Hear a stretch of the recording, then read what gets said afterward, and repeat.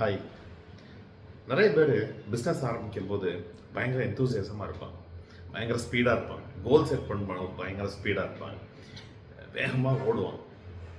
ஆனால் அந்த வேகமான ஓட்டம் எவ்வளோ தூரம் ஓட முடியும் அப்படிங்கிறது ஒரு பெரிய கேள்விக்குறி. நிறைய பேர் கொஞ்ச நாளில் அப்படியே ஸ்லோ ஆயிடுவாங்க, அப்படியே ஃபேட் அவுட் ஆயிடும், அந்த எனர்ஜி ஃபேட் அவுட் ஆயிடும். அதுக்கு ஒரு தியரி இருக்குது, எனக்கு பிடிச்ச தியரி ஒன்று. அதுக்கு பேர் இந்த டர்ட்டில் தியரி. டர்ட்டில்ஸ் என்ன பண்ணும், கரையில் முட்டையிடும். அந்த முட்டை பொரிச்ச உடனே இந்த டர்ட்டில் குஞ்சு எல்லாமே டுவார்ட்ஸ் த சீ நடக்க ஆரம்பிக்கும். That's a big journey of turtle, குட்டி டர்ட்டில்ஸ்.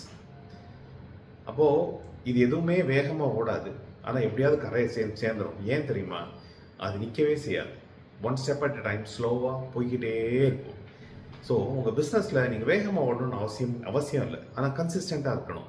நீங்கள் டெய்லி புரட்சி பண்ணணும்னு அவசியம் இல்லை, ஆனால் டெய்லி உங்கள் கோலை நோக்கி ஏதாவது சின்னதாக ஒன்று செய்யணும். வேகமாக ஓடுற ஆளாக இருக்காதீங்க, நிற்காத ஆளாக இருங்க. ஜெயிப்போம். தேங்க்யூ.